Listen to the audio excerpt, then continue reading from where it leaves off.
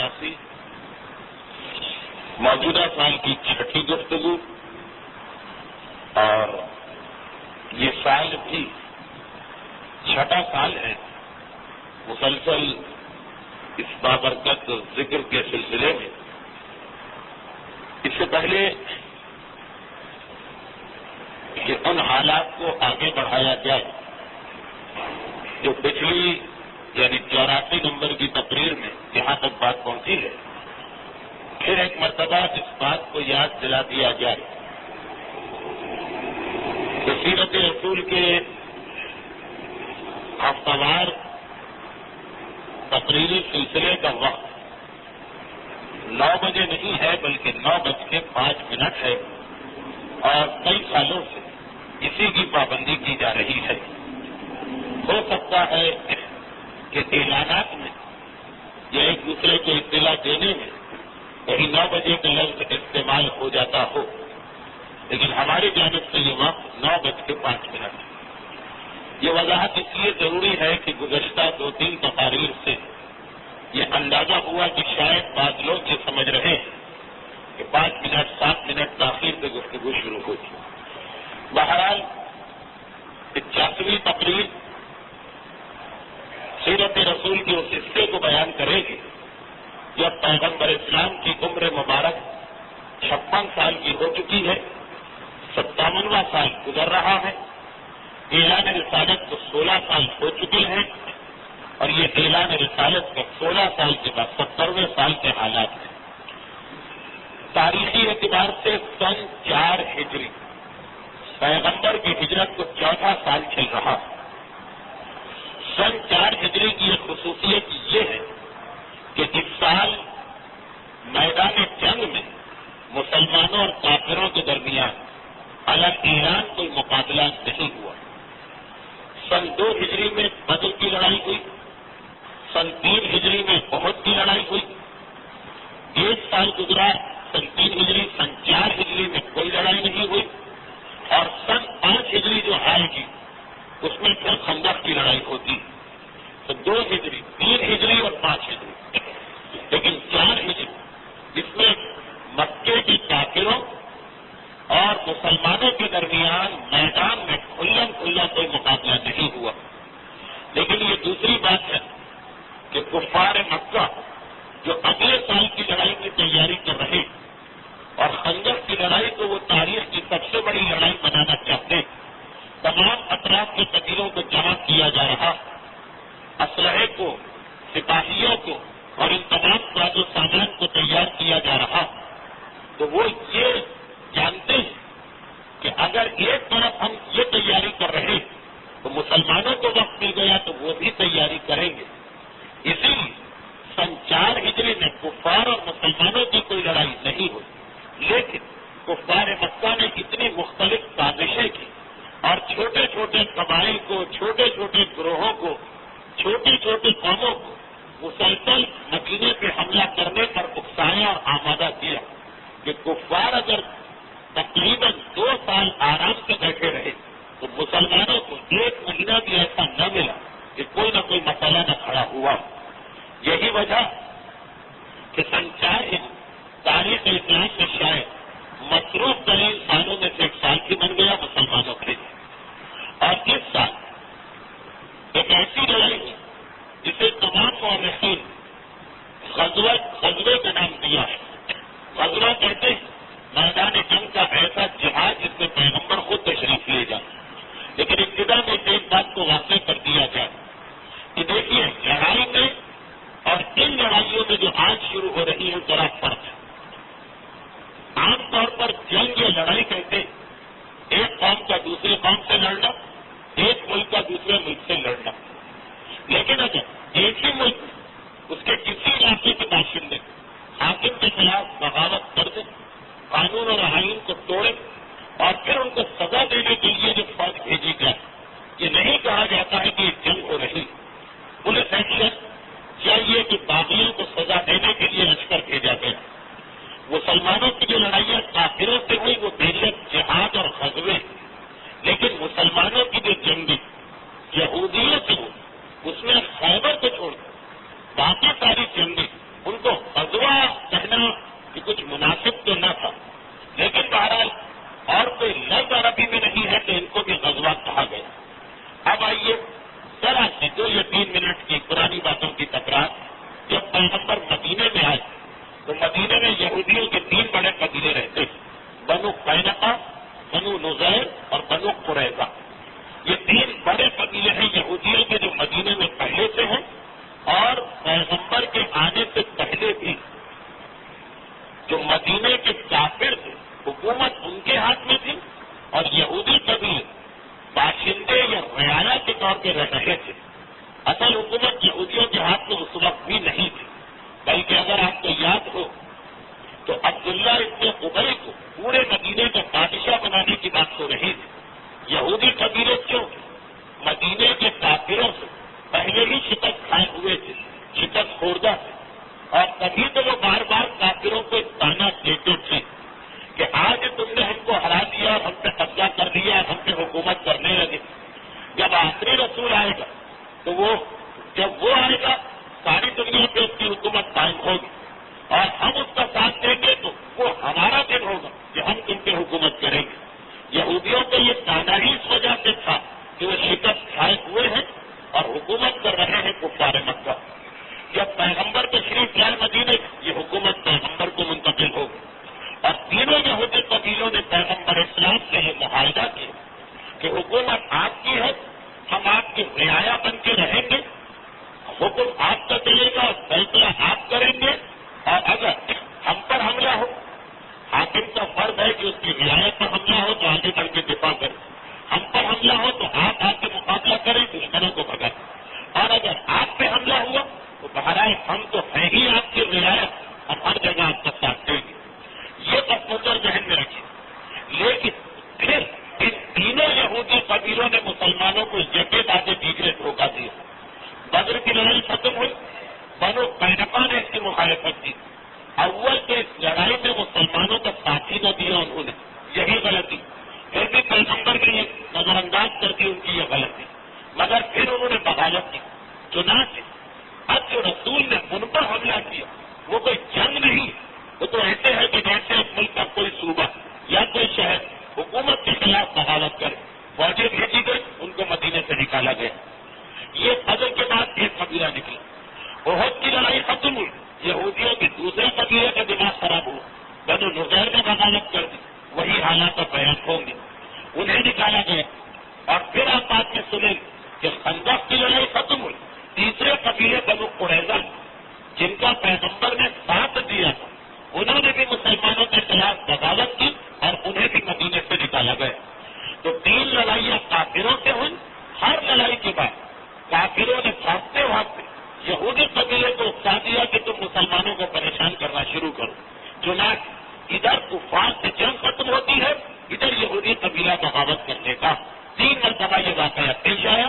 لیکن فی الحال ہمارا عنوان یہودیوں کے دوسرے قبیلے کی بغاوت ہے۔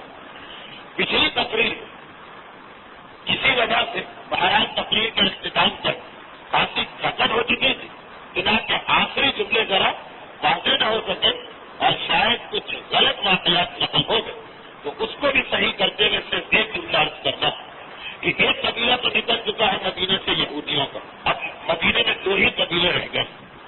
تیسرے جو 2 قبیلے بنو نذیر اور بنو قریظہ، ان میں سے بنو نذیر طاقتور ہے، بنو قریظہ کمزور ہے۔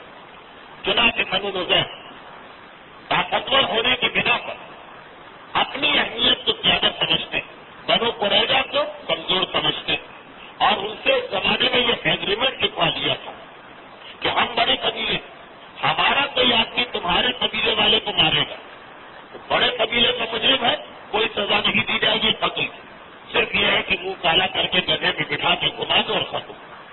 اور تمہارے قبیلے کا کوئی آدمی اگر ہمارے قبیلے والے کو مار دے گا تو چھوٹے قبیلے نے بڑے قبیلے کو مارا، تمہارے آدمی کو بھی پھانسی ملے گی اور جو ہمارا آدمی مارا گیا اس کا خوب بہائی اس کی دیت بھی دینا ہوگی۔ اس معاہدے کے اوپر بنو قریظہ سے ان لوگوں نے پہلے سے دستخط کروا دیے تھے، کیونکہ اس وقت وہ طاقتور تھے، بنو قریظہ بیچارے کمزور تھے۔ اب دیکھیں ظلم کتنا، اسلام یہ کہتا کہ ایک انسان اور دوسرے انسان کی جان برابر، عالم اور جاہل، متقی اور گناہگار جانیں بالکل برابر۔ اب یہ کیسا قانون کہ اگر تمہارے کسی آدمی نے قتل کیا تو تمہارے آدمی کو بھی مارا جائے، خوب بہا بھی دیا جائے۔ خوب بہا رکھا ہی اس لیے گیا کہ اگر قاتل کو اپنے آپ کو معاف کرانا، مرنے والے کے بیٹوں کو اولاد کو خوب بہا دے دے کہ اپنے باپ کا خوب بہا لے جاؤ اور مجھے معاف کرو۔ یہ ڈبل سزا کیسے کہ خوب بہا بھی دو اور اپنی جان بھی پیش کرو، کیونکہ ہم بڑے ہیں اور تم چھوٹے، تمہیں ڈبل سزا ملے۔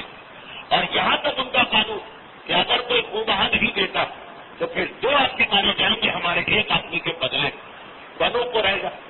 تو اب کہ یہ معاہدہ تو کر رہی ہے، لیکن بہرحال ان کی دیکھیں یہ بات نہیں ہے، ہماری توہین، یہ ہماری حد ہے کہ ہمارا 2 آدمی تمہارے ایک آدمی کے برابر مانا جائے۔ جب پیغمبر اسلام مدینے میں تشریف لیا اور بنو قریظہ نے یہ دیکھا کہ اب تو وہ بھی کمزور ہو گئے، ہم تو ہیں کمزور، اب یہ بہترین موقع کہ پیغمبر کے پاس جا کے شکایت کر دیں کہ دیکھیے ہم سے ہمارے ساتھیوں اپنی طاقت کی وجہ سے غلط معاہدہ کروایا۔ اور اسی زمانے میں ایک واقعہ ہو بھی گیا کہ اس کمزور قبیلے کے بنو قریظہ کے ایک شخص اس بڑے اور طاقتور قبیلے کے کسی آدمی کو مار دیا۔ جب مار دیا تو وہ لوگ آئے بنو نضیر طاقتور قبیلے، کہا کہ قاتل کو بھی ہمارے حوالے کرو اور ایک خوب بہا بھی ہمیں دو۔ بنو قریظہ نے کہا کیوں ہم ڈبل کیوں؟ قاتل کو لینا ہے تو خوب بہا ہم نہیں دیں گے، خوب بہا اگر لینا ہے تو قاتل چھوڑو۔ یہ کیا کہ پیسے بھی لو اور اس آدمی کو بھی لو، ہم تو اس کو نہیں مانتے۔ بنو نضیر گھبرا گئے کہ تم کیا کہہ رہے، ہمارا تمہارا پرانا ایک معاہدہ کہا وہ وقت اور تھا، ہم کمزور تھے، لیکن اب مدینے میں مضبوط حکومت قائم ہو گئی جسے تم بھی مانتے ہو ہم بھی مانتے۔ اگر ہماری بات سے مطمئن نہیں تو چلو رسول کے پاس، ان کے پاس چل کے اس مسئلے کو طے کرو۔ اب یہ جو سنا بنو نضیر نے گھبرا کہا ٹھیک اس مسئلے پہ ہم بعد میں بات کریں گے، لیکن ہمارا یہی کہنا کہ تمہارا آدمی بھی دو جس نے قتل کیا ہمارے ساتھی، اور جو ہمارا ساتھی مرا اس کا خوب بہا بھی دو۔ یہ ہمارا موقف ہے، بعد میں بات کریں گے۔ وہ واپس آ گئے۔ اچھا بنو قریظہ کو اتنی ہمت کیسے ہوئی کہ انہوں نے اس مسئلے کو رسول کے پاس پیش کرنے پہ رضامندی ظاہر کی؟ دیکھیے عام طور پہ لوگ مخالف یا غیر یا دشمن کے پاس نہیں جاتے، بنو قریظہ علم کا دیش کا فیصلہ رسول کریں، کیونکہ اسی دوران ایک ایسا واقعہ پیش آ گیا جس سے بنو قریظہ کو اطمینان ہو گئے کہ فیصلہ ہمارے حق میں ہوگا۔ وہ واقعہ سن 4 ہجری کے واقعات میں اس کو علماء نمایاں طور پہ لکھتے ہیں۔ اب دیکھیے یہ لڑائی تو ہونے والی، اس کے درمیان ایک واقعہ آ گیا۔ سن 4 ہجری کے واقعات میں لکھا جاتا کہ یہ وہ سال ہے جس سال پہلی مرتبہ حکم رسول سے کسی کو سنسار کیا گیا۔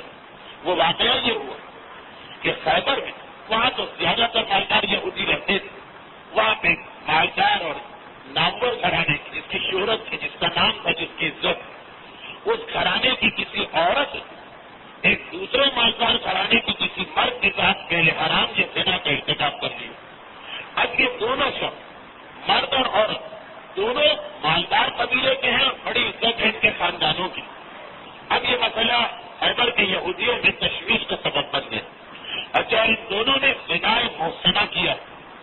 دیکھیے زنا کی ایک سزا اسلام میں نہیں، زنا کی اسلام میں 4 مختلف سزائیں، جس میں سے دوسری سزا بعض اوقات زانی کو قتل کیا جاتا، بعض اوقات زنا کی سزا سنسار، بعض اوقات زنا کی سزا کوڑے، اور بعض اوقات زنا کی سزا تعزیر۔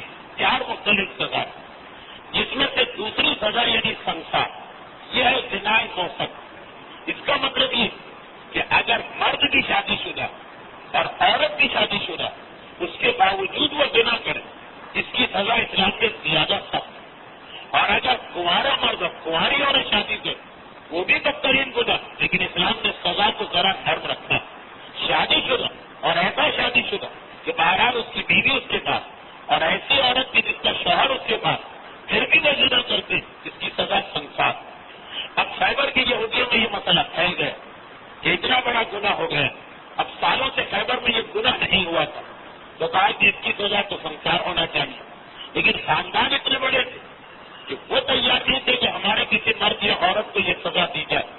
انہوں نے مدینے کی یہودیوں کو خط لکھا، اور اس وقت ابھی آپ نے سنا کہ مدینے میں یہودیوں کے 2 ہی قبیلے رہ گئے، تو پہلے تیسرا قبیلہ تو نکل چکا، ان 2 میں بھی بنو نذیر زیادہ طاقتور، چنانچہ ان کو خط لکھا کہ آپ مدینے میں رہتے ہیں اور بڑے بڑے علماء ہیں آپ کے قبیلے، یہودی کو خط لکھ رہا، آپ کو ایسا مسئلہ نکالیے کہ کسی طریقے سے یہ سنساری کی سزا معاف ہو جائے۔ اچھا، اب یہودی یہ مسئلہ کہاں سے نکالے؟ وہ تو ہے ان کے پاس، انہوں نے آپس میں یہ طے کیا کہ چلو رسول کے پاس۔ اچھا، اب تک اسلام میں سنسار ہونے کا حکم نہیں آیا، یہ کئی دفعہ میں نے یہ بات بتائی، اور ویسے بھی آپ لوگ جانتے ہیں کہ ابھی تک اسلام میں زیادہ تر عبادتوں کے احکام آ رہے، حرام چیزوں کا تذکرہ ابھی تک نہیں آیا، چنانچہ شراب بھی حرام نہیں ہوئی ہے، گانا بھی حرام نہیں ہوا ہے، سود بھی حرام نہیں ہوا، اور یہ سنسار کا بھی حکم نہیں آیا۔ یہودیوں نے آپس میں سوچا کہ ہمارے پاس تو بہرحال یہ قانون ہے، چلو رسول سے بات کرتے ہیں۔ ان کے پاس یعنی اسلام میں تو اب تک سنساری کا قانون ہی نہیں، ان سے جا کے بات کریں گے اور مسئلہ رکھیں گے اور ان سے کوئی جواب لے کے آئیں گے اور وہی خیبر بھجوا دیں گے۔ چنانچہ یہ انہوں نے سازش کی، یعنی اپنے فائدے کے لیے معذلہ پیغمبر اسلام کو استعمال کیا جائے۔ آئیے بڑے بڑے سردار جن میں ہری کا نام سب سے نمایاں، وہ پہنچا، وہ بنو نذیر کا سب سے بڑا سردار، پیغمبر کے پاس مسجد النبوی میں یہ وقت آتا اور آنے کے بعد کہتا، کیا مسلمانوں کے رسول، کیونکہ آپ ہمارے حاکم ہیں مدینے میں، ہم آپ کی رعایا، ایک مسئلہ ہمیں پوچھوانا کہ اگر کوئی زنا ایک محسنہ ہو جائے، عورت بھی شوہردار اور مرد بھی بیوی لگتا، تو اس کی سزا کیا ہے؟ پیغمبر اسلام نے ایک مرتبہ ان کو دے اور کہا کہ یہ بتاؤ کہ میں یہ سزا اپنے اصول سے بتاؤں یا تمہارے قانون سے بتاؤں؟ ان کو ایک مرتبہ اور اطمینان کہ ہمارا قانون تو کسی کو پتا ہی نہیں ہے سوائے ہمارے علماء سے، ہمارے عوام کو بھی نہیں معلوم۔ چنانچہ اطمینان کی حالت میں کہا کہ آپ ہمارے قانون سے بتائیے۔ کہا تمہارے قانون سے تورات میں یہ لکھا کہ ایسے مرد اور ایسے عورت کو رجم کیا جائے، یعنی سنسار، اسے اتنے پتھر مارے جائے کہ وہ تڑپ تڑپ کے مر جائے۔ پیغمبر اسلام نے جو تورات کا قانون بتایا، سارے سرکاروں نے ایک زمانہ کے کہا کہ نہیں، تورات جیسا کوئی قانون نہیں، پایا ہی نہیں جاتا ہے یہ تورات میں۔ اچھا ذہن میں رکھیے گا، 1400 سال پہلے کتابیں وغیرہ چھپتی نہیں، ایسا نہیں ہے کہ آج ہم کسی کو چیلنج کریں کہ قرآن میں یہ نہیں اور وہ قرآن اٹھا کے لے۔ اس وقت تو فقط جن کو تورات زبانی ہے صرف وہی لوگ بتا سکتے ہیں، باقی عام آدمی کے پاس نہ تو کوئی کتاب ہے نہ اسے پوری کتاب پڑھائی جاتی۔ تو پیغمبر نے کہا کہ تورات میں یہ لکھا، سارے سردار خبرہ میں یہ تو باتیں الٹی ہو رہی، تاکہ تورات میں یہ نہیں لکھا۔ اب دیکھیے کیسے فیصلہ، تورات میں کوئی نسخہ، کوئی بک، کوئی کتاب، کوئی چھپی کی صورت میں تو ہے نہیں۔ پیغمبر اسلام نے کہا اچھا یہ بتاؤ کہ کیا تم خیبر میں رہنے والے اس شخص کو پہچانتے ہو جس کی ایک آنکھ کی بیماری اور سرخ و سفید چہرہ اور وہ نوجوان؟ کہا کہ ہاں یہ تو آپ نے ہمارے عالم عبداللہ ابن سوریہ یہودیوں کا عالم، اس کا نام لے دیا، اسے بھلا ہم کیسے نہ پہچانے؟ پیغمبر نے کہا وہ ہے کیسا آدمی؟ آپ کیا کہنا اس کو؟ علم اور تقوی میں اپنے نظیر ہے، سارا خیبر اس کو کلمہ پڑتا۔ پیغمبر نے کہا اگر وہ آ کے یہ بتا دے کہ تورات میں یہ لکھا ہے تو پھر تم مانو گے یا نہیں مانو گے؟ کہا کہ ممکن ہی نہیں، وہ ہمارا علم، پوری تورات اس کو پتا، جو چیز تورات میں ہے ہی نہیں وہ کیسے بتائے گا؟ پورا یقین اور اطمینان، کیونکہ یہ تو یہودی علماء نے آپس میں طے کیا ہوا تھا کہ سنسار کے حکم کو عوام سے چھپانا، کوئی عالم یہ حکم نہیں بتاتا، پورا یقین کے بتا ہی نہیں سکتا۔ پیغمبر نے کہا جاؤ اس کو بلا کے لا، پھر فیصلہ ہوگا کہ میں صحیح کہہ رہا ہوں یا تم صحیح کہہ رہے۔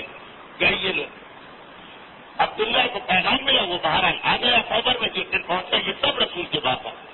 پیغمبر اسلام نے اسے اپنے سامنے بٹھایا، پیغمبر اور سامنے یہودیوں کے یاد، اور پیغمبر نے کہا میں تم سے ایک سوال کرنا چاہتا ہوں اور اس کا تعلق تورات سے، اگر پہلے سے تم قسم کھاؤ اس خدا کہ جس نے تورات کو موسیٰ پہ نازل کیا اور جس نے تمہیں فرعون سے نجات دلائی اور جس نے تمہارے لیے دریا کو شکافتہ کیا اور جس نے دوپہر کے سفر میں تم پر بادلوں کا سایہ کیا اور جس نے تمہارے لیے من میں سلوا کو نازل کیا، اس ذات کے ساتھ یہ قسم کھا کے بتاؤ کہ تورات میں کیا لکھا ہوا۔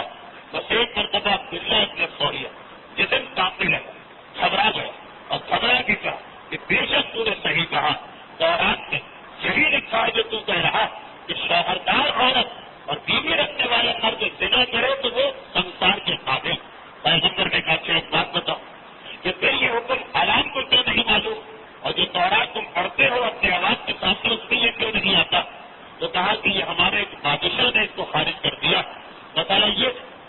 بادشاہ ہم نے گزرا جس کا طریقہ یہ تھا کہ ہمیشہ اس حکم پہ عمل کرتا تھا، مگر ایک مرتبہ اس کے جداد بھائی نے سردار کو سنا کر لیا. اب وہ گھبرائے، اب تو شاہی خاندان کی عزت و آبرو خطرے میں پڑ گئی، چنانچہ اس نے اس کو سزا دی. اسی دن اتفاق میں کسی شریف کے یہاں بھی یہ واقعہ ہوا. دونوں مجرمان، بادشاہ نے اس کو چھوڑ دی. اس کے بعد جب دوسرا مجرم آیا کہا کہ سنسار کی سزا. اب ایک مرتبہ وہ غریب اس کے قبیلے والے بکھر گئے اور کہا کہ یا تو اپنے بھائی کو بھی یہ سزا دو اور یا پھر اسے بھی معاف کرو. جب یہ مسئلہ بڑھ گیا تو اس بادشاہ نے یہودیوں کے ایک بادشاہ تمام علماء کے اجلاس کو آئے اور یہ طے کیا کہ ایسا کرو کہ اس سزا کو تورات سے نکال ہی دو اور اب جو تورات لوگوں کے سامنے پڑھی جائے وہ بغیر سنسار والی اس میں یہ آیت کی نہ ہو. بس اس دن سے یہ طریقہ چلا آ رہا. مگر یہ تو بتاؤ کہ تمہیں کس نے یہ بتایا، تمہیں کس نے آزاد کیا کہ ہماری کتاب میں یہ حکم لکھا ہوا. پیغمبر اسلام نے اس وقت سورہ مائدہ کی آیت کی تلاوت کی، یا اہل الکتاب قد جاءکم رسولنا یبین لکم کثیرا مما تخفون من الکتاب. اے اہل کتاب، ہماری جانب سے ایک ایسا رسول تمہارے پاس آیا کہ تمہیں وہ بہت سی باتیں بتاتا کہ تم نے کتاب میں چھپا دی. مما تخفون، جو تم نے مخفی کر دی ہے من الکتاب، اپنی کتاب کی جن باتوں کو تم نے چھپا دیا ہمارا رسول ان میں سے اکثر کو بیان کرے گا. جیسے ہی پیغمبر نے آیت کی تلاوت کی جو عبداللہ کے سوال کے جواب کہ تمہیں کیسے پتا چلا، آیت کا مطلب یہ کہ اللہ نے اپنے حبیب کو بتایا بس فوراً وہ گھبرا کے کھڑا ہوا، پیغمبر کے قریب آئے، پیغمبر کے گھٹنے کو ہاتھ دبا کے کہتا کہ بس یہ ایک چیز جو بتائی تو بتائی خدا کے راستے، اور پوشیدہ چیزوں کو نہ بتانا ورنہ یہودیوں کے اندر بغاوت ہو جائے. یہ ایک چیز کے لیے بھی قوم یہود کے لیے برداشت کرنا مشکل ہو جائے گا. اور قرآن کہہ رہا یبین لکم کثیرا، یہ تو تمہیں بھی بہت سی ایسی باتیں بتائے گا کہ تم چھپا کے بیٹھے ہو. وہ گھبرا کے پیغمبر سے درخواست کرتا، اس کا اٹھنا، اس کا گھبرانا، اس کا پیغمبر کی بات کو تسلیم کر لینا دوسرے یہودی سرداروں کو پریشان کر گیا. وہ سب کے سب ایک مرتبہ پیغمبر کے پاس آئے، کہا کہ ہم اس شخص کو نہیں مانتے، اس نے جو کچھ بھی اس وقت کہا اس کا ہمارے مذہب سے کوئی تعلق نہیں. پیغمبر نے کہا کہ پچھلی ہی نشست میں تو پچھلے ہی سٹنگ میں تو تم اس کی تعریف کر رہے تھے کہ عالم ایسا متقی ایسا، اس کی مثال نہیں، اس کا جواب نہیں. آج پورے یہودیوں میں جیسا پرہیزگار کوئی نہیں، اور آج تم یہ کہہ رہے ہو کہ جس کو مانتے نہیں یہ جھوٹ بول رہا، وہ ابھی متقی تھا، جھوٹا کیسے ہو گیا. دیکھیے گروہ ایسا بھی ہوتا کہ شریعت کے اہم اہم مسائل کو اپنے فائدے کے لیے استعمال کرتا. چنانچہ ان سرداروں کے جواب کو سن، دیکھیں کتنا عجیب جواب دیا. لیکن جب انسان کرنا اسے اتنا رہتا ہے تو وہ شریعت کو اپنے فائدے کے لیے استعمال کرنے لگتا. انہوں نے کہا کہ آپ کو نہیں پتا، وہ پیغمبر سے کہہ رہے ہمارے مذہب میں غیبت حرام. پچھلی دفعہ آپ نے ایک سوال پوچھا تھا تو ہم کو پتا تھا کہ یہ جھوٹا ہے لیکن ہم غیبت نہیں کر سکتے کیونکہ غیبت حرام تھی، اس لیے ہمیں کہنا پڑا کہ یہ متقی ہے، یہ پرہیزگار ہے. لیکن آج جو کہ اب یہ خدا کے اوپر جھوٹ باندھ رہا اور کہہ رہا ہے کہ تورات میں یہ آیت، تو اب تو ہمیں اس کی غیبت کرنا پڑے. غیبت حرام اس مسئلے کو کیسے استعمال کر رہے ہیں یہ یہودی کہ جو جنہوں نے اپنی بات پلٹی اسی کے لیے استعمال کر رہے ہیں غیبت کے مسئلے کو. خیر پیغمبر اسلام نے کہا تم جانو اور یہ جانے تورات میں یہ حکم موجود. عبداللہ ابن سوری وہ دیکھتا ہے کہ یہ سردار سب ناراض ہو کے چلے گئے، لیکن وہ پیغمبر کے پاس بیٹھا رہا. پیغمبر سے 3-4 مسئلے پوچھے، ان سب کا جواب جو پیغمبر نے دیا تو کوئی بار بار اسی بات کو دوہراتا رہا کہ بیچو یہی موسیٰ نے کہا، یہی موسیٰ نے کہا، یہی موسیٰ نے کہا. اور آخر پیغمبر کے سامنے اس وقت جبکہ یہودیوں میں سے کوئی نہیں تھا یہ اسلام قبول کر کے واپس اپنی قوم کی جانب چلا. اچھا اب یہ مدینے میں مہمان، اصل میں تو یہ خیبر کا رہنے والا یہاں بطور بیمار آیا، یہ چلا اور جیسے ہی یہ چلا ویسے ہی قرآن میں وہ آیتیں پہلی دفعہ نازل ہوئی. سن 4 ہجری یہ آیتیں بھی پہلی دفعہ نازل ہوئی جن میں اسلام نے حکم دیا کہ قاتل کی سزا موت ہے اور زانی کی سزا سنسار کرنا. یہ آیتیں اسی موقع پہ نازل ہوئی. خیر یہ تو چلا گیا اور پھر یہ حکم اس کی وجہ سے خیبر میں پہنچا اور اس یہودی جوڑے کو یہودی سرداروں نے مجبوراً سنسار کیا کیونکہ ان کے عوام پیغمبر اسلام کی بات کو مان کے اپنے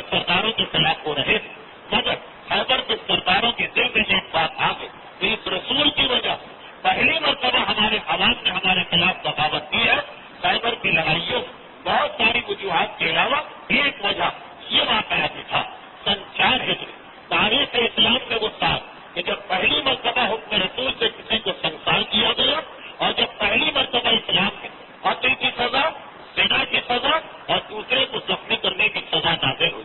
اچھا یہ واقعہ تو ختم ہو، لیکن یہ واقعہ ختم ہونے کے نتیجے بنو قریظہ وہ کمزور یہودی قبیلہ اسے یہ پتہ چل گیا کہ پیغمبر اسلام تورات کے اصلی قانون کو بیان کرنے والے، چنانچہ اب انہوں بنو نذیر سے جھگڑا مول لے لی۔ اب ملائیے دو واقعات کو کہ جب بنو نذیر پہنچے اور کہا کہ قاتل بھی ہم کو دو، وہ کہا بھی ہم کو دو، تو کہا کہ قتل نہیں ہے تورات کے خلاف اور فیصلہ رسول سے کروائیں گے، کیونکہ یہ بنو قریظہ وہ خیبر والے واقعے کے بعد سمجھ گئی کہ رسول بالکل صحیح فیصلہ کرے، تبھی اتنا اطمینان ان میں آ گیا۔ اچھا بنو نذیر انہوں نے کہا کہ ہم سوچ کے جواب دیں، لیکن یہ یاد رکھیں پیغمبر نے مدینے میں آتے ہی جو ایگریمنٹ کیا تھا تمام قبیلوں سے، اس میں یہ مسئلہ بھی تھا کہ قبیلے کے آپس کے جھگڑے تو وہ نپٹائیں، لیکن اگر 2 قبیلوں میں کوئی جھگڑا ہوا اور طے نہ ہو سکے تو آخری فیصلہ پیغمبر کرے۔ اب یہ 2 قبیلوں کا جھگڑا بنو نذیر معاہدے پہ دستخط کیے ہوئے کہا کہ ہم سوچ کے جواب دیں، ادھر انہوں نے یہ کہا، ادھر بنو قریظہ پیغمبر کے پاس پہنچے، اللہ کے رسول مسلمانوں کے رسول دیکھیے ابھی آپ نے خیبر کے یہودیوں کو جواب دیا، ہم پر بھی ظلم ہو رہا، ہمارا ہی ساتھی قبیلہ طاقت زیادہ تو ہم سے قاتل بھی مانگتا ہے اور ہم سے خوبہ بھی مانگتا، جس طرح آپ نے ان کے مسئلے کو نمٹایا ہمارے اس مسئلے کو بھی آپ طے کرا دیں۔ بنو قریظہ نے یہ کہا، ادھر بنو نذیر اب دیکھیے کیس رسول کے پاس آ گئے باقاعدہ، ادھر بنو نذیر انہوں نے عبداللہ ابن ابی کو بلوایا، تمام منافقوں کا سردار، اس کی پہلے سے دوستی ہے کس یہودی قبیلے سے۔ اچھا قبیلے میں جتنے کافر، ہر کافر 3 یہودی قبیلے میں سے کسی ایک سے تعلقات رکھے، عبداللہ ابن ابی کی دوستی تھی بنو نذیر سے، انہوں نے بلوایا اور کہا کہ دیکھو یہ مسئلہ ہم اس قبیلے سے تو طاقتور مگر مسلمانوں سے زیادہ طاقتور نہیں، کیس گیا ہے رسول کے پاس، اب ہم تو مجبور، تم کسی طرح سے اس مسئلے کو پیغمبر کی بارگاہ میں پیش کرو، کیس کو وہاں سے خارج کروا دو۔ اگر رسول اس مسئلے سے ہٹ جائے تو اپنے قبیلے کو تو شکست دینا اور سزا دینا یہ ہمارے لیے کوئی مشکل نہیں۔ عبداللہ ابن ابی پیغمبر کے پاس پہنچے اور کہا اللہ کے رسول میرے کان میں ایک اطلاع ہے، اور کیونکہ میں مدینے کا پرانا باشندہ اور آپ کا اور اسلام کا خیر، اس لیے آپ تک یہ اطلاع پہنچانا ضروری ہے۔ آپ کو معلوم ہے کہ مدینے میں یہودیوں کا طاقتور قبیلہ ہے بنو نذیر، آپ یہ سیاسی غلطی نہ کریں۔ میں اکثر یہ کہتا ہوں کہ آج انقلاب اسلامی ایران کے بعد علماء کو سیاست پڑھانے والے کوئی کھڑے نہیں، ایمان کو بھی سیاست لوگوں نے پڑھانے کی کوشش کی اور رسول کو بھی سیاست پڑھائی جا رہی۔ اللہ کے رسول میں تو جانتا ہوں، میں تو پرانا سردار، یہ سیاسی غلطی نہ کر کہ ایک کمزور قبیلے کو خوش کرنے کے لیے طاقتور قبیلے کو ناراض کر، یہ بڑی سیاسی غلطی ہو جائے۔ جس کا آپ فیور کرنے جا رہے ہیں اس کے پاس نہ تو اتنا اسلحہ، نہ اتنا مال ہے، نہ اتنی اس کی تعداد 700۔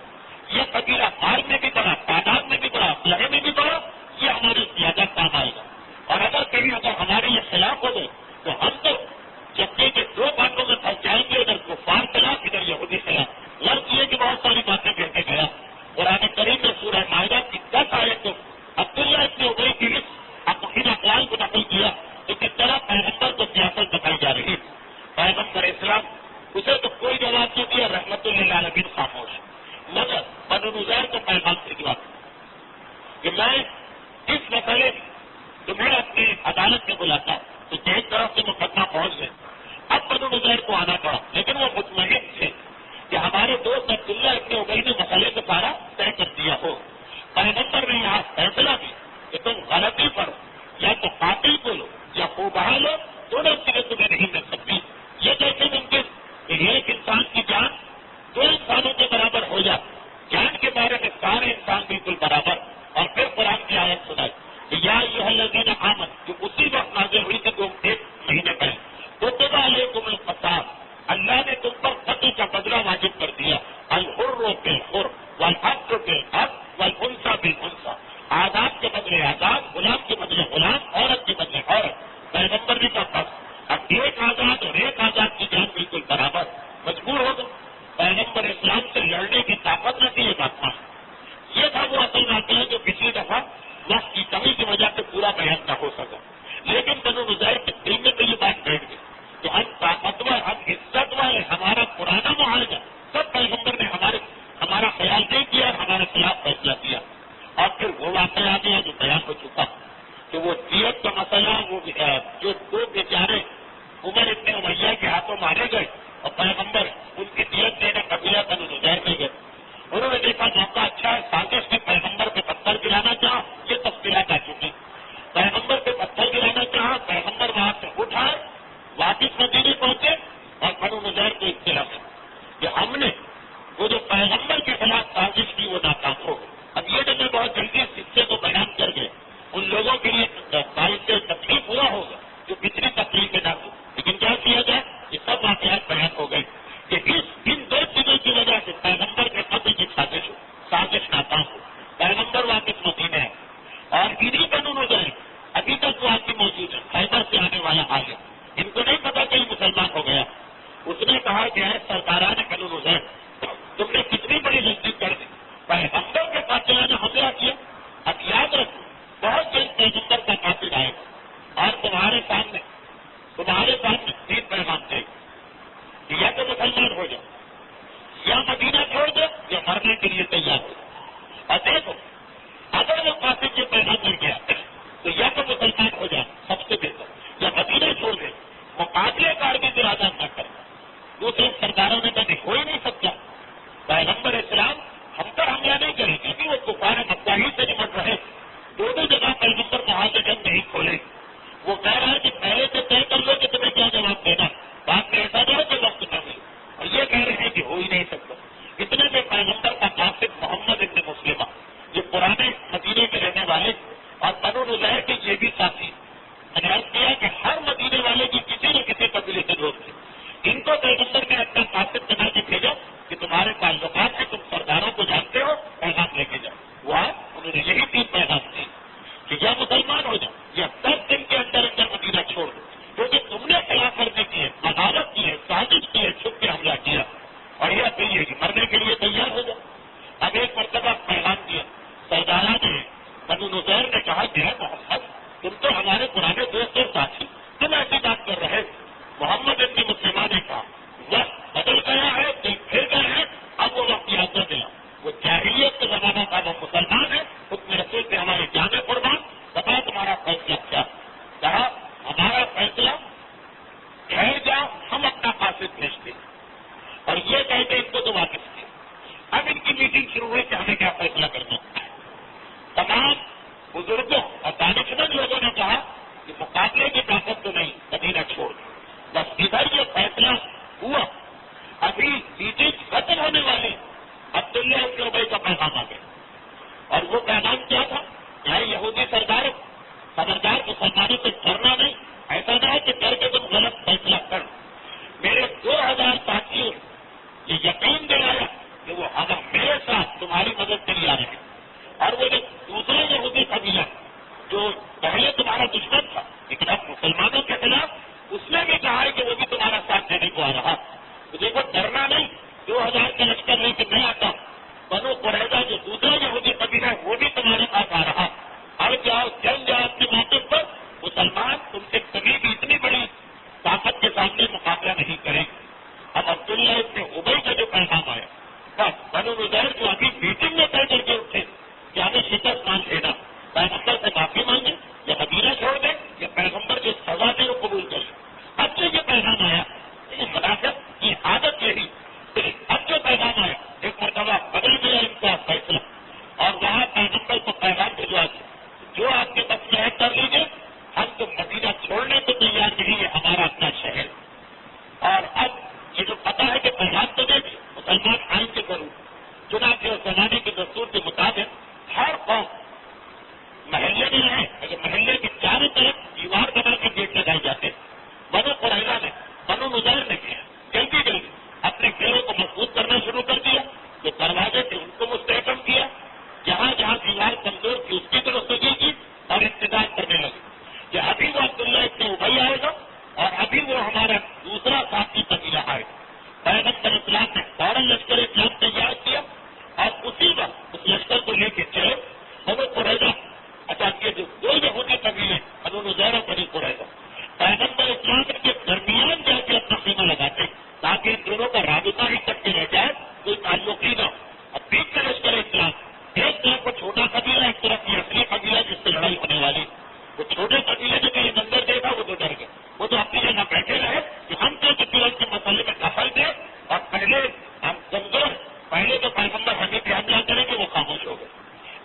پیغمبر اسلام کا لشکر یہاں پہ، شاید میں نے گزشتہ تقریب میں بات عرض کی، بہرحال دوہرا دیا گیا۔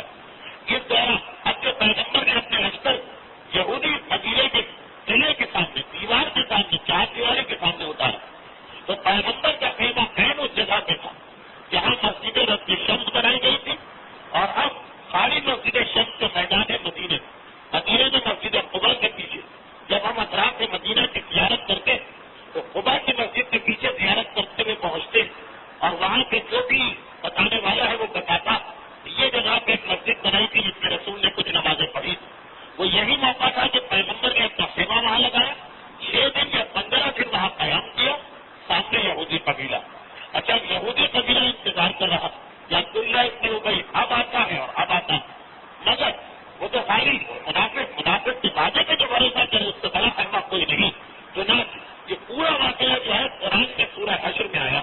سورہ حشر قرآن کا سورہ نمبر 59 آیت نمبر 2 سے آیت نمبر 16 تک وہ پوری اسی واقعے کے بارے میں، اور 16ویں آیت عبداللہ ابن ابی کو بتا رہی کا نسل الشیطان اس قال للانسان اکفر ولما کفر قال انا بری منک انی اخاف اللہ رب العالمین۔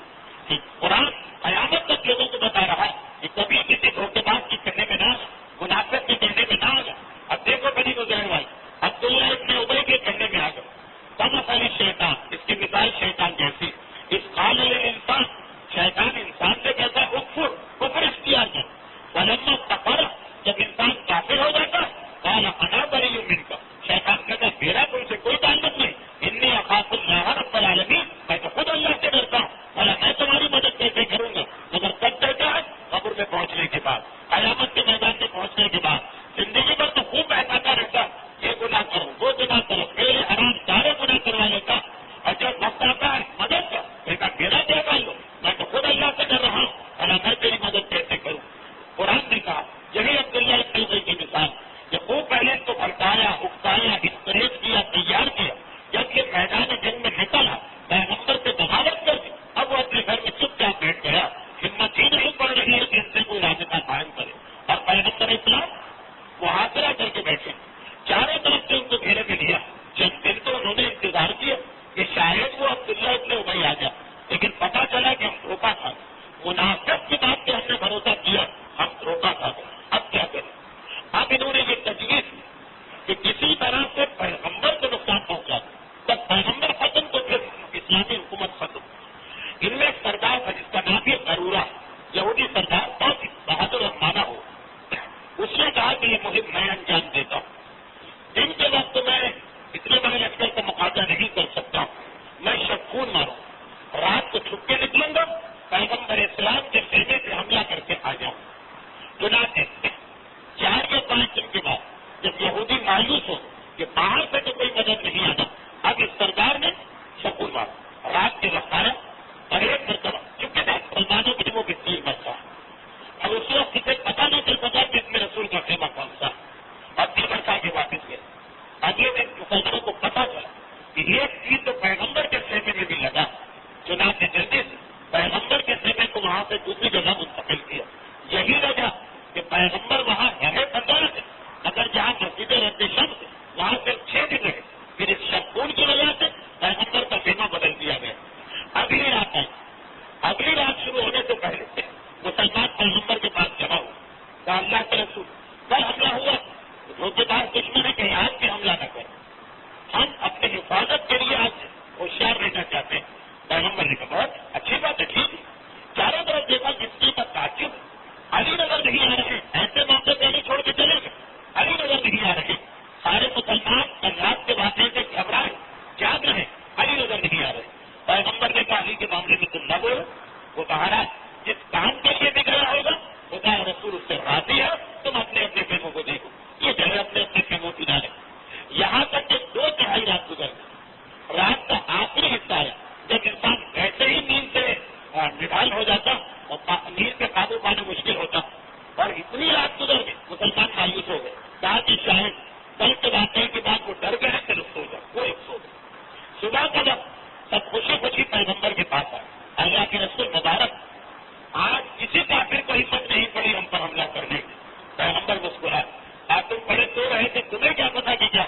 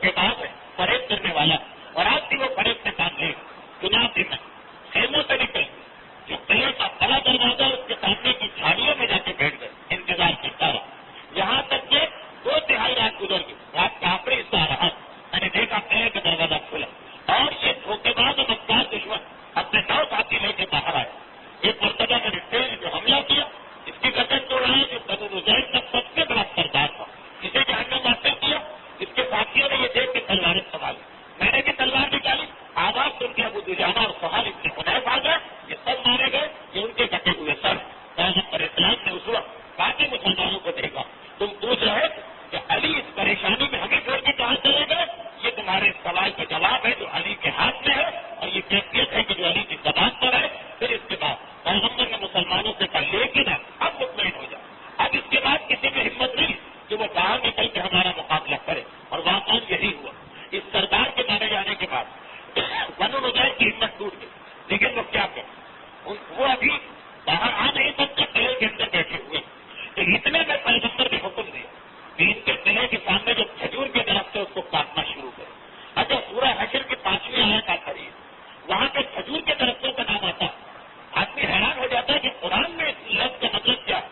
کہ رسول جو کھجور کے درخت تم نے کاٹے ہیں وہ تم نے نہیں کاٹے، جو تم نے چھوڑے ہیں وہ تم نے نہیں چھوڑے، یہ حکم خدا تھا جس کی تم نے پابندی کی. تو واقعہ یہ ہوا کہ اب یہ جو یہودی عرب میں سب سے قیمتی چیز دوری یا اونٹ یا کھجور کے درخت، ان دو سے زیادہ قیمتی کوئی سونے اور چاندی کی بھی حیثیت نہیں اس زمانے. یہ سب سے قیمتی چیز. اور بنو نضیر کے چاروں طرف ان کے باغات. آج بھی جب لوگ باغ سلمان اور مسجد خدا جاتے ہیں تو اتنا زمانہ بدلنے کے بعد چاروں طرف کھجور کے باغات ہی باغات نظر آتے ہیں. لڑائی کے موقع پر یہ سب سے خطرناک چیز. سامنے یہ کھجور کے باغات ہو، پیغمبر نے حکم دیا کہ کھجور کا ہو، لیکن وہاں 2 قسم کے کھجور کے درخت، ایک لینا اور ایک اجوا. اجوا یہ تو ویسے بھی آپ سن لیجیے، پیغمبر کی پسندیدہ کھجوروں میں کھجور ہے اجوا. یہی وجہ کہ 80 ریال کلو، یہ تقریباً 550 روپے کلو یہ ملتی ہے. جب اسی وقت 5 ریال کلو کی کھجور بھی مدینے میں موجود ہوتی. حج اور عمرے میں جانے والوں کو معلوم، کیونکہ ہر مسلمان جسے پتا کہ اجوا کھجور پیغمبر کو پسند، وہ مدینے جا کے یہ کھجور ضرور خریدتا. اس کے کچھ درخت اور کچھ ایک درخت ایک کھجور ہوتی ہے لینا، جنگلی کھجور، وہ انسان نہیں کھاتا اس درخت سے. پیغمبر نے حکم دیا مسلمانوں کہ وہ جنگلی کھجوروں کے درخت کاٹو، اور یہ جو اچھی کھجور ہے اس کے درخت کو باقی رہے. اس کے 2 مقصد، ایک تو یہ ہے کہ اگر جنگ ہوئی تو کھلا میدان گئی، یہ رکاوٹیں نہ ہو، اور دوسرا یہ کہ جب کھجور کے درخت کٹے تو پھر بنو نضیر سے یہ احساس کہ جو ہماری اصل دولت وہ تو ختم ہو گئی، چاہے پھر وہ آسانی سے مدینہ چھوڑ دو. پیغمبر ان کو قتل نہیں کرنا چاہتے، پیغمبر ان کو نقصان نہیں پہنچانا چاہتے، بس انہوں نے بغاوت کی ہے، فریب کیا، پیٹ میں خنجر کھودا ہے کہ مدینہ چھوڑ دو. چنانچہ یہ درخت پھٹنے لگے. یہودیوں نے شور مچایا کہ اے شخص جو اپنے اس سے پہلے اپنے صحابیوں کو ہمیشہ یہ حکم دیتا کہ خبردار کسی بھی سرسبز جگہ کو تباہ نہ کرنا، چاہے جنگی کیوں نہ، آج یہ درخت کیوں کٹوائے جا رہے. اب پیغمبر ان کو پورا فلسفہ نہیں بتا سکتے. پیغمبر نے یہی آیت پر جو درخت کٹا وہ بھی حکم خدا سے، جو درخت نہیں کاٹا گیا وہ بھی حکم خدا سے. لیکن جب یہ درخت کٹ گئے اور یہودیوں کو دونوں صدمے ہوئے، ایک تو یہ جب کھلا میدان، اب تو ہماری شکست یقینی، دوسرا یہ کہ ہمارے اتنے قیمتی باغات چلے گئے، اب ہم رہے گی کیا کریں گے. چنانچہ انہوں نے پیغمبر کو پیغام بھجوایا 15ویں دن کہ ہم مدینہ چھوڑ کے جانا چاہتے ہیں. اب دیکھیے اس وقت مجبور پیغمبر ان سے ہر شرط قبول کروا سکتے، لیکن پیغمبر ان کو نقصان نہیں پہنچا رہے، صرف یہ کہ تم نے جو بغاوت اور غداری کی اس کی سزا تمہیں برداشت کرنا.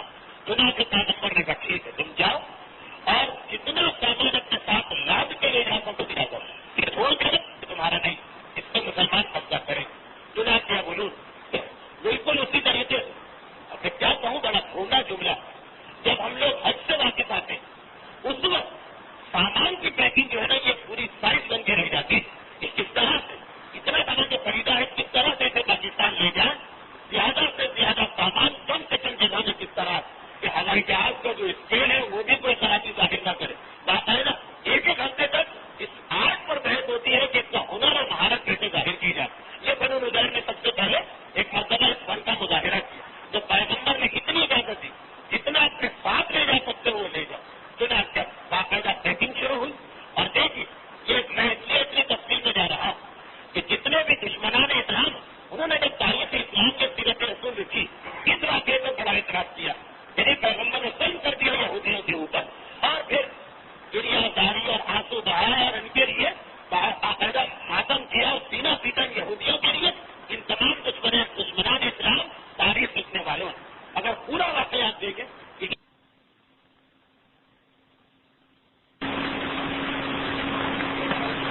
پہلی مرتبہ اسلام میں اصطلاح سورہ حشر 6 آئے ما اطاع اللہ علی رسولہ من اہل القرى.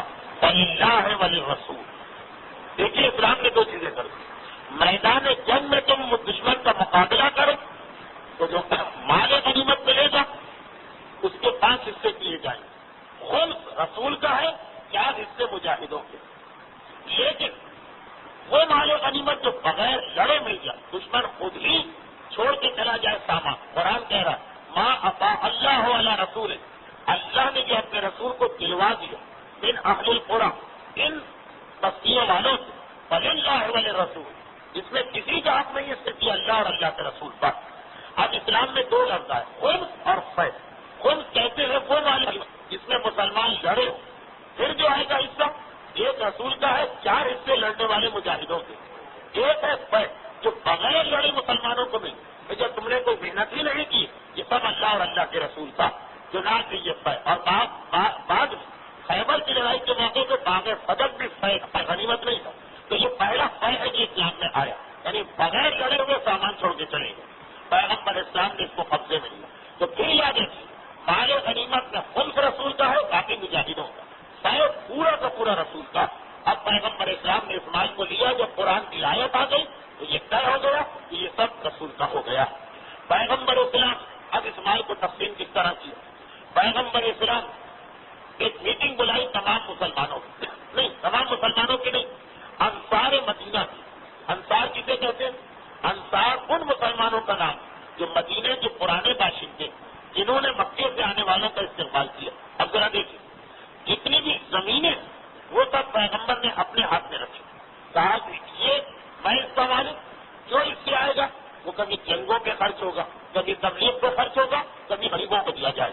لیکن زمینوں کے علاوہ جو مال ہاتھ میں آیا، گھوڑے ہیں، جانور ہیں، کپڑے ہیں، سونا ہے، اسلحہ ہے، جتنی کیش ہے، یہ ساری چیزیں یہ جو ہاتھ میں آئی ان کو تقسیم کیا پیغمبر نے مسلمانوں کو. اگر کہ قرآن نے کہا کہ حبیب یہ بھی آپ کا، پیغمبر نے یہ مسلمانوں میں تقسیم کیا. مگر کس طرح سے؟ ذرا دیکھ سورہ حشر کی یہ ساری آیتیں اس واقعے کو بتا رہی ہیں. پیغمبر نے انصار مدینہ کو بلایا. اب آئیے بہت پہلے کی بات، 4 سال پہلے کی بات، تقریب کے 4 سال پہلے نہیں، تاریخ اسلام میں 4 سال پہلے، جب مکے کے مہاجر لٹ پٹ کے مدینے میں آئے تو مدینے کے باشندوں نے اپنے گھر کھولے. آدھا گھر، آدھی جائیداد، آدھی زمین، آدھا کیش، اب دکان مہاجروں کو دی. حتیٰ یہ کہ بعض مدینے والوں نے 2 بیویاں، ایک بیوی کو طلاق دی اور مکے کے مہاجر سے کہا کہ آپ اس سے شادی کریں. اپنا ہر مال بغیر کسی معاوضے کے، بغیر کسی لالچ کے اس کو دیا. آج پیغمبر نے انصار مدینہ کی میٹنگ بلائی. انہیں بتا کے کہا کہ اب اسلام کے پاس اتنی کثیر تعداد میں دولت آ گئی، اگر کہ یہ سب میرا حق، لیکن میں اس حصے کو مسلمانوں کو دینے والا ہوں. جو بوگٹی پراپرٹی ہے وہ تھی ہو رہی جائیداد منقولہ، یہ دینا چاہتا ہوں. اب میرے سامنے 2 راستے، ایک تو یہ کہ جتنے بھی مسلمان مدینے میں ہیں سب کو میں برابر سے دے دوں، ایک یہ طریقہ، اور ایک طریقہ یہ کہ فقط مکے سے آنے والوں کو ہی پیسے دے کہا جاؤ اور تمہیں نہ دوں. اس میں یہ ہوگا کہ پھر یہ لوگ جتنا انہوں نے تم سے لیا ہوا اس کو چھوڑ دو، یہ تمہارے گھروں کو خالی کرے، زمینوں کو خالی کرے، دکانوں کو خالی کرے، اور یہ سب کچھ جن کو دیا جائے کہ خود اپنی زمین خریدے، خود اپنا مکان بنائے، خود دکان کھولے، تو 2 خریدے. اگر سب کو بانٹا جاتا ہے تو پھر مہاجر جس طرح تمہاری آدھی جائیداد پر ہے اسی طرح رہیں. اور دوسرا یہ ہے کہ خالی مہاجروں کو دے تاکہ ایک مرتبہ وہ اپنے پیروں پہ کھڑے ہو جائیں. اس میں تمہیں فائدہ یہ ہوگا کہ ساری تمہاری آدھی جائیداد واپس آ جائے. اب بتاؤ اس سے کیا بہتر؟ یہ کئی دفعہ کی بات ہے کہ مدینے میں 2 بڑے قبیلے، ویسے تو سارے لوگ آئے لیکن 2 بڑے قبیلے اور 2 خزرج. ایک کے سردار سعد ابن معاذ، ایک کے سردار سعد ابن عبادہ، دونوں کھڑے ہوئے اور بڑا عجیب جملہ کہا انہوں نے پیغمبر سے. دونوں کھڑے ہوتے اور کہتے اللہ کے رسول، مگر ایک تیسری ہماری تجویز. پیغمبر کی بات کے آگے اپنی بات پیش کر رہے ہیں. تیسری ہماری تجویز، وہ کیا تجویز ہو کہ جتنا بھی اس وقت مال غنیمت ملا یہ صرف آپ مہاجروں میں تقسیم کریں، ہمیں کچھ نہ دیں، اور جو ہماری جائیداد ان کے پاس ہے وہ بھی انہی کے ہاتھ میں رہیں گے، ہم کو واپس نہیں کریں. جو ہم نے اپنے بھائیوں کو دے دیا اب ہماری غیرت دوبارہ نہیں کرتی ہے کہ ہم واپس لیں. پیغمبر نے کیا کہا؟ سب کو برابر ملے یا مہاجروں کو دے کے فارغ سے دکھا کے سب چیزیں انہیں مکے والوں کو بیچاروں نے بڑی زحمت اٹھائی، اور ہماری جو آدھی جائیداد ان کے پاس وہ بھی ان کے ہاتھ میں رہن دیجیے. پیغمبر دعا کے لیے ہاتھ اٹھائے، اللہم ارحم علی انصار و اولادہم و اولاد، خدا بندہ ان انصار پہ اپنی رحمت نازل فرما، ان کی اولاد پہ اپنی رحمت نازل فرما، ان کی اولاد پہ اپنی رحمت نازل فرما جو اس تنگستی کے عالم مدینے میں غربت پریشانیاں اس حالت میں بھی اتنے فیصد سے کام لے رہے کہ اپنا حصہ بھی چھوڑ رہے، اپنی جائیداد بھی چھوڑ رہے. اور اسی موقع پر سورہ حشر کی نویں آیت نازل ہوئی، وَيُؤْثِرُونَ عَلَىٰ أَنفُسِهِمْ وَلَوْ كَانَ بِهِمْ خَصَاصَةٌ. کہ صحیح مومن کی پہچان یہ کہ چاہے وہ خود زحمت میں ہو مگر اپنا حق بھی دوسرے مومن کے حوالے کر دیتا.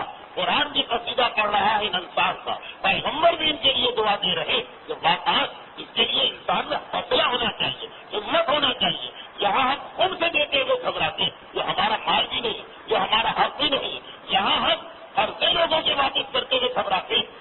یہ بھی ایک آج سمجھا جاتا ہے قرضہ لے کے واپس نہ کرنا، یہ بھی آج کل ایک ہنر بن کے رہ گیا اور بڑے فخر کے ساتھ کارنامے بیان کیے جاتے.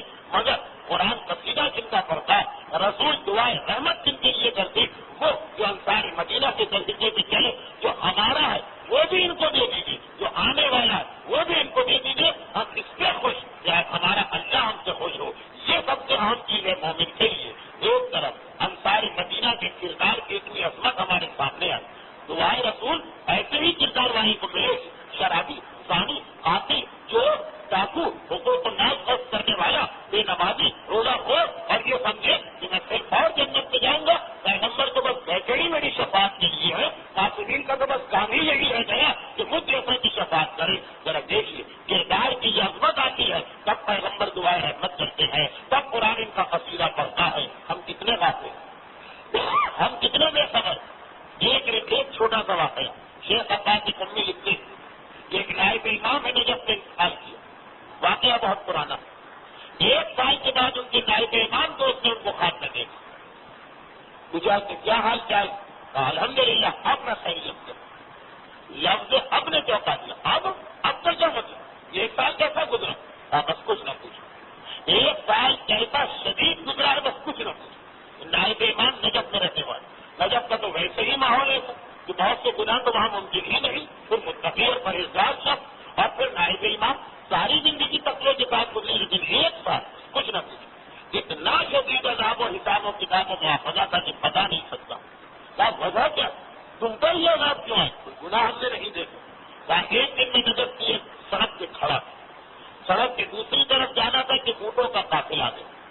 اچھا اونٹ جو ان کے قافلے کی وہی حیثیت ہے جو پاکستان میں مال گاڑی کے ڈبوں کی حیثیت ہوتی کہ 10، 20، 25، 40، 50 سال گزرے ہی چلے جا رہے. اونٹوں کا بھی یہی مسئلہ، ایک سے دوسرا، دوسرے سے تیسرا اونٹ باندھ کے اس طرح چلایا جاتا کہ 15-20 منٹ میں کی تو چھٹی ہوگی. اب اونٹ گزر رہے، میں سامنے کھڑا ہوں کہ گزر جائے تو جاؤں دوسری طرف. اب یہ 70، 80، 90 جتنے بھی اونٹ سب کے اوپر بھوسا لگا ہوا کھڑے کھڑے. بعض لوگوں کی عادت میں نے ہاتھ بڑھا کے ٹمکا توڑ لی. اونٹ چلتا بھی اتنا تیز نہیں، آہستہ رکھتا اور خیال کرنے لگا. سب کچھ بھی خیالی میں ہو رہا. یہاں تک کہ اونٹ گزر گئے، میں نے وہ ٹمکا پھینکا زمین پہ سڑک کراس کروں. مرنے کے بعد سب سے پہلا سوال یہ ہوا کہ مومن کا مال چاہے وہ ٹمکا ہی کیوں نہ تھا بغیر اس کی اجازت کے استعمال کیوں کیا، اور بعد میں نہ معافی مانگی، نہ بعد میں اس کو بخشوایا، نہ رد مظالم کیا. اس ایک ٹمکے کے حساب میں 1 سال گزر گیا. پیشے کی بات تو صحیح ہے کہ جن کے رتبے ہیں سوا ان کی مشکل، کیونکہ یہ نائب امام ان کو کئی مسائل پہ زیادہ احتیاط کرنا تھی. 1 سال گزر گیا. شاید ایک ٹمکے پر ہم سے کس طرح سے سوال نہ ہو، لیکن ہم ایک ٹمکا کبھی لیتے بھی نہیں. ہمارے لیے ٹمکے کی حیثیت کیا؟ تو اب جس انداز کا گناہ ہم کرتے اسی انداز سے ہماری بھی کیفیت ہوگی. سیرت رسول آج یہاں پہ گفتگو ختم ہو. بنو نذیر مدینے سے نکلتے بنو نذیر نے انصار یعنی پیغمبر کے صحابیوں کی سیرت کے عظیم پہلو کو روشن کیا. اور بنو نذیر کے نکلتے ایک اور بڑا عجیب حکم اسلام میں نازل ہوا. اب تک جو چیز حلال تھی اب وہ حرام ہوئی. سارا مدینے کا معاشرہ گھبرا کے رہ گیا. لیکن وہ بھی بڑا اہم واقعہ ہے، انشاءاللہ آئندہ تو حقوق الناس کی اہمیت یہ آپ کے سامنے مسئلہ آیا. اور یہاں پر میں فقط اس کہ مسئلے کی سنگینی نے تقاضا کیا ایک ایسے مسئلے کو دوہرا دوں جو ابھی میں جمعے ہی کے دن تعبت کمیٹی کے طرف سے بیان کر رہا ہوں، مگر سنگینی اور اس کی اہمیت کی وجہ سے اس کو میں دوبارہ ریپیٹ کر رہا ہوں. ایک اجنبی مسلمان کے بھوسے کے تنکے کو توڑنے کا نتیجہ 1 سال کا آزاد نائب امام پہ آ گئے. تو اگر کوئی بالکل اپنا سزا رشتے دار ہو، لیکن گناہ جو ہے شدید ہوتے جاتے، یعنی جتنا ایک انسان اللہ کے حکم کے مطابق ہم سے قریب اتنا ہی اس کا حق بڑھ جاتا ہے. اگر ایک انسان ایک اجنبی کو ایک ہاتھ مارے وہ بھی گناہ ہے اس کی سزا, اور اپنے سگے بھائی کو مارے تو سزا بڑھ جاتی. تم نے دو حق کو توڑا, ایمان کا رشتہ بھی اور بھائی کا رشتہ بھی, اور اپنے والدین پہ کوئی ہاتھ اٹھا دو. آپ مجھے بتائیے, آپ کا ذہن بھی بتائیے کہ والدین کو مارنا اور ایک اجنبی کو مارنا گناہ دونوں, لیکن بہرحال ایک شدید ہے اور ایک اتنا بڑا, وہ بھی گناہ ہے کبیرہ, لیکن والدین کو مارنا اس سے بھی بڑا گناہ. اسی طرح عام مومن کا مال کھانا تو ہے ہی حرام, میں جواب کی بات نہیں کر رہا ہوں, لیکن اگر اپنے سگے بھائی کا مال کھایا جا رہا تو وہ جو اسلام میں بدترین گناہ.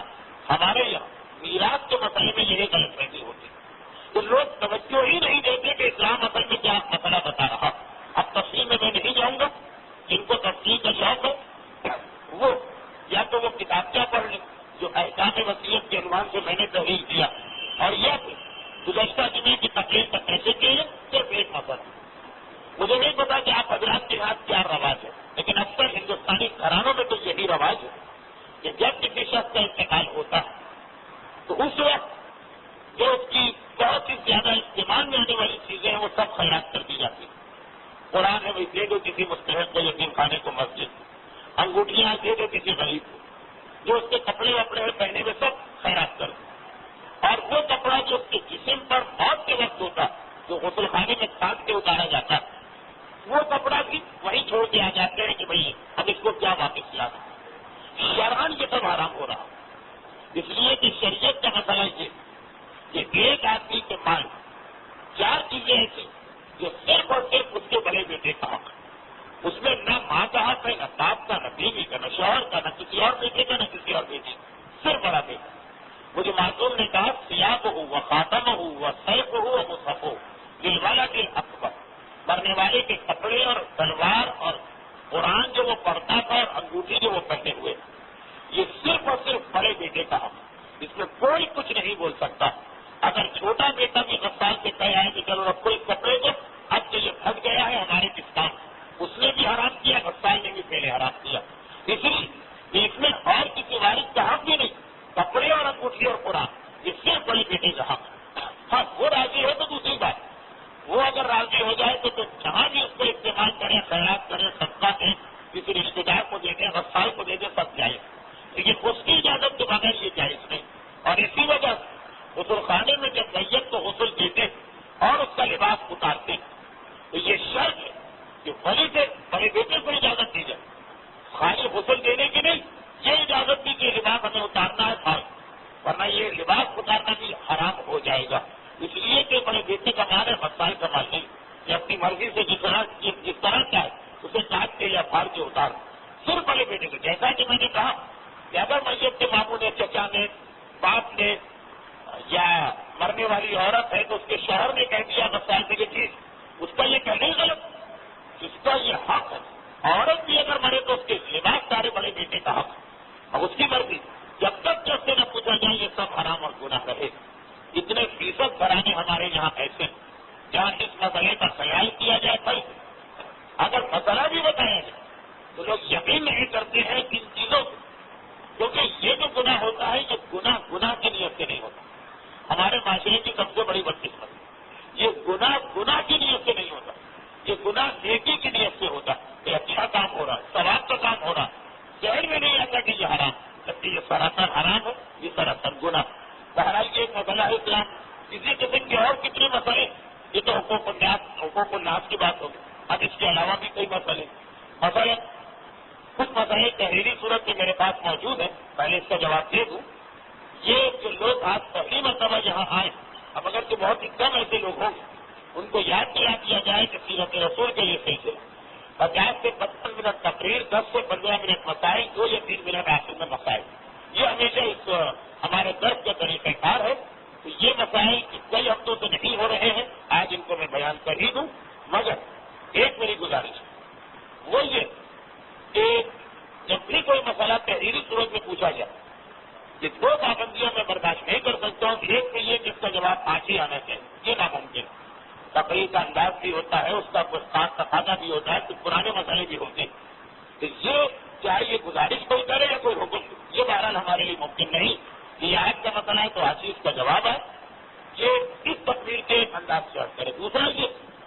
سبھی موضوعات کے کافی ہفتے گزر جاتے ہیں، جواب ضرور آئے گا، لیکن یہ بے چینی نہ کریں کہ ہمارا سوال کہاں چلا گیا.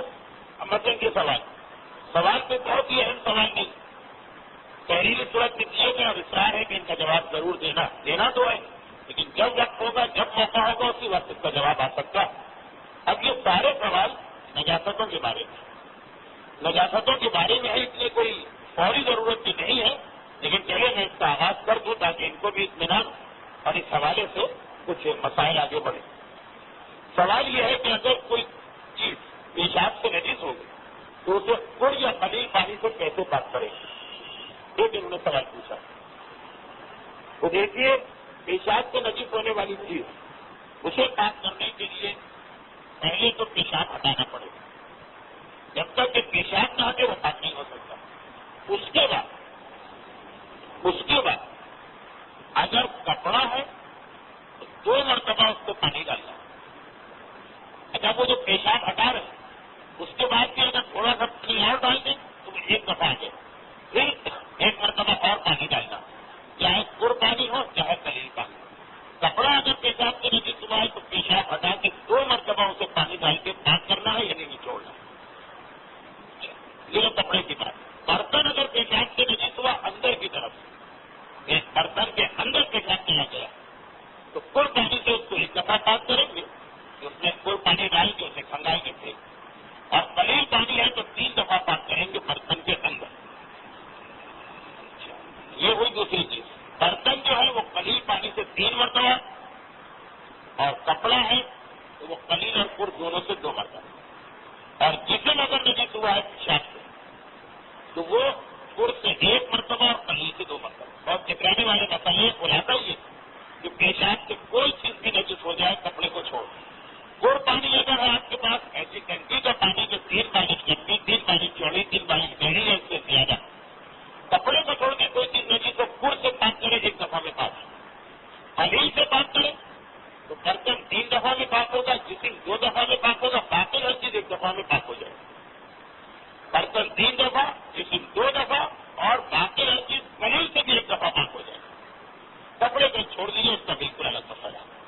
ان کا دوسرا سوال یہ کہ اگر کوئی چیز پیشاب سے نجس نہیں ہوئی بلکہ مطلب یہ کپڑا پیشاب سے نجس ہو، یہ تو پیشاب سے نجس، اس کے بعد ہاتھ جو ہے وہ کپڑے سے نجس ہو، پیشاب سے نہیں، پیشاب نے اس کپڑے کو نجس کر دیا، اس کپڑے سے ہمارا ہاتھ نجس ہوا، وہ کیسے پاک ہوگا؟ تو خود جو پیشاب سے چیز نجس ہو اس میں آپ کی تفصیل سن. لیکن اگر کوئی چیز پیشاب سے نجس نہیں بلکہ زمین ہے، کپڑا ہے، یہ پیشاب سے نجس، ان سے اگر کوئی دوسری چیز نجس ہو رہی وہ صرف 1 مرتبہ میں پاک ہو جائے گی بس، چاہے پیشاب ہی کیوں نہ ہو لیکن 1 دفعہ میں پاک ہو جائے گی. ان کا مسئلہ ہے کہ پیشاب کے علاوہ جو خون وغیرہ کی نجاست وہ تو بہت ہی آسان ہے. پیشاب کے علاوہ جتنی بھی نجاستیں اسلام نے بتائی، برتن کو چھوڑ دی، برتن کو نکال دی، جتنے بھی نجاستیں ہیں پیشاب کے علاوہ برتن کو چھوڑ سب 1 دفعہ میں پاک ہو جائے گی. یعنی وہ نجاست پہلے پاک کیجیے، چاہے کپڑا ہو، چاہے جسم ہو، چاہے زمین ہو، چاہے کوئی چیز، نجاست ہٹائیے، پھر 1 دفعہ میں ہر نجاست پاک ہے، چاہے کم پانی ہو یا زیادہ پانی. یہ پیشاب کی تفصیل کہ کم پانی سے 2 دفعہ اور زیادہ سے. باقی بھی خون ہے، پیشاب کے علاوہ جو نجاست ہے وہ سب کی چاہے شرابی کیوں نہ ہو، کافر کا پسینہ ہی کیوں نہ ہو، کتے اور سور ہی کی نجاستیں کیوں نہ ہو، ساری کی ساری نجاستیں 1 دفعہ میں پاک ہوتی. وہ نجاست ہٹائیے پھر 1 دفعہ میں پاک کر لیجیے. ہاں، برتنوں کے پاک کرنے کا طریقہ بالکل الگ ہے. ایک سوال یہ ہے، بس یہاں تک تو سوال وہ ہوئے کہ جو آج مجھے بیان کرنا تھے. چوتھا مسئلہ بھی میں بہت ہی مختصر بیان کر کے آج کی گفتگو ختم کروں. پھر انہوں نے مسئلہ پوچھا زمین پاک کرنے کا، وہ آئندہ دفعہ. ان کا مسئلہ یہ ہے کہ اگر ہم کپڑا پاک کر رہے ہیں اور پانی ڈال رہے ہیں تو کیا یہ ضروری ہے کہ ہمیں یہ یقین ہو کہ پانی ہر جگہ تک پہنچ گیا، یا طبیعت کے اصول کی بنا پر یہ سمجھے کہ پانی پہنچ گیا ہوگا اور کپڑے کو پاک کرو؟ اول تو طبیعت میں کوئی ایسا اصول نہیں ہے جو آپ نے بتایا. خدا معلوم کس نے آپ کو بتا دیا کہ طبیعت ایسی چیز بنا، طبیعت ہے ہی بالکل رہنا چیز، اس کے کوئی تعلق ہی نہیں ہے، کوئی ایسا اصول. یہ تو بہت سیدھا سادہ مسئلہ ہے کہ جب کسی چیز کو آپ پاک کریں تو آپ کو یقین ہونا چاہیے کہ پانی نجاست کے ہر ذرے تک پہنچ گیا.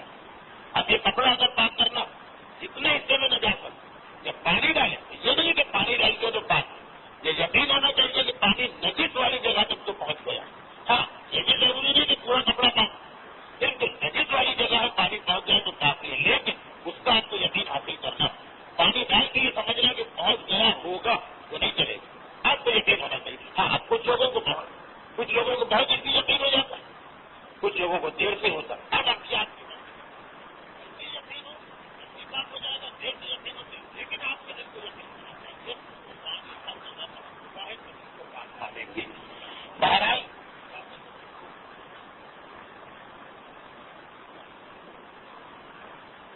تو طہارت سے انتظار لگا ضائع ہو جاتی ہے یہ یعنی عبادتیں ضائع ہو جاتی ہیں لیکن اسلام نے یہ بھی کہا کہ نجاست و طہارت کو بلا بنا کے اپنے اوپر تاری نہ کر لینا جیسے مثلا بہت سے لوگوں کی عادت کہ سڑک پہ جا رہے اوپر سے کچھ چھینٹے بھی وہ سمجھ لیتے ہیں کہ ہم نجس ہیں اور جا کے کپڑے پاک کریں جسے پاک کریں نہیں اتنا ہی سختی کا خیر اس بات نہیں چھینٹے کر رہے تمہیں کیا پتا کہ نجس ہے یہ پاک جب تک کہ یقین ہے ہر گرنے والے پانی اور ہر گرنے والی چیز کو نجس سمجھنا اس کا اسلام میں کوئی حکم نہیں اس کو اسلام بالکل منع کرتا ہمیں کیا پتا کہ وہ کتنا پاک پانی بعض اوقات تو مسئلہ ہی بالکل الٹا ہو جاتا مسئلہ ہی بالکل الٹا ہوتا کیونکہ ابھی 4 گھنٹے پہلے میرے چوتھے امام کی ولادت کی تاریخ ختم ہوئی تو بس آخر کے 2 جملے مصاحب کی ایسی بناتے بس حشام کے بارے میں علماء پڑھتے کتب مقاصد میں لکھا ہے کتب تاریخ خاموش ہے اور یہ کتب تاریخ کا موضوع بھی نہیں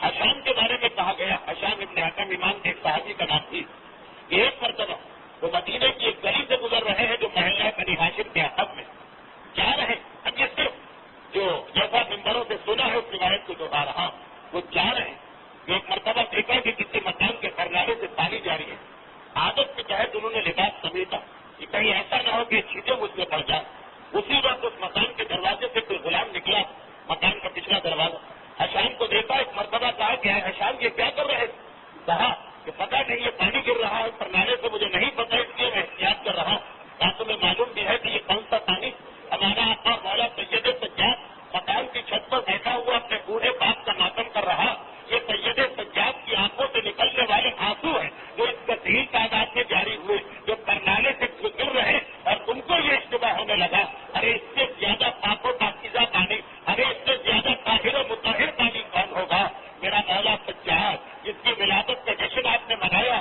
لیکن یہ آپ کو معلوم ہے کہ بس یہی اب خوشی ہے تو ہے ورنہ ساری زندگی اتنا رویا کہ معصوم نے کہا آدم سے قیامت تک یا میری دادی فاطمہ رونے والوں میں گزری ہے یا میرے جب سید سجاد ماتم کرنے والوں میں گزرے ہیں ارے ایسا ماتم جو مدینہ کے بچے کو پتا ہے کہ یہ کوئی ازادار حسین ہے میرا مولا بازار مدینہ کا خبر رکھتا ہے بازار کی حالت بدل جاتی ہے قصائی اپنی دکانوں کے پردے ڈالنے لگتے ہیں اس لیے کہ اگر کسی قصائی کی دکان کھلی رہ جائے تو سید سجاد اپنا راستہ بدل کے اس دکان میں داخل ہوتے ہیں سوال کرتے ہیں کہ ہے جانور ذبح کرنے والے اتنا بتا دے اس جانور کو تو نے پانی پلا کے ذبح کیا تھا یا پیاسا ذبح کیا تھا قصائی ہاتھ جوڑتا ہے مولا آپ کے جج کی شریعت پہ عمل کرتا ہوں پہلے پانی پلایا تھا پھر اس کے گلے پہ چھری چلائی تھی بس اتنا سننا ہے میرا مولا سید سجاد ایک مرتبہ کربلا کا رخ کرتا ہے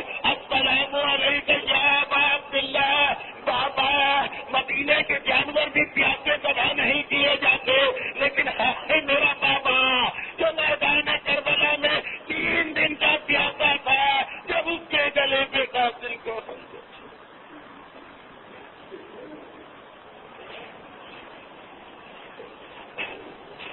پروردگارہ میرے مولا سید سجاد کے ان مصائب کا واسطہ اور پروردگارہ شہزادی فاطمہ زہرا کے مصائب کا واسطہ تمام صاحبان ایمان خصوصاً فاطمہ ہی کے بابا عباس ذکر سننے والے یہ مومنین اور مومنات دنیا اور آخرت کی ہر مصیبت و پریشانی سے انہیں محفوظ فرما پروردگارہ کے حق فاطمہ اور کے حق سید سجاد ہمیں دنیا اور آخرت میں ان معصومین کی شفاعت کا مستحق بنا پروردگارہ میرے مولا سید سجاد کی شہادت میدان کربلا کے لاشوں اور شہزادی فاطمہ کی شہادت کی شبوں کا واسطہ ہمارے جملہ مرحومین خصوصاً جن مرحومین کے اصال ثواب کی آج مجلس ہے جوار معصومین سے ملحق فرما پروردگارہ ان مصائب کا واسطہ جس اسلام کی خاطر یہ مصائب برداشت کیے گئے ہمیں بھی اسی دین کے احکامات پہ عمل کرنے کی توفیق عطا فرما پروردگارہ شہزادی فاطمہ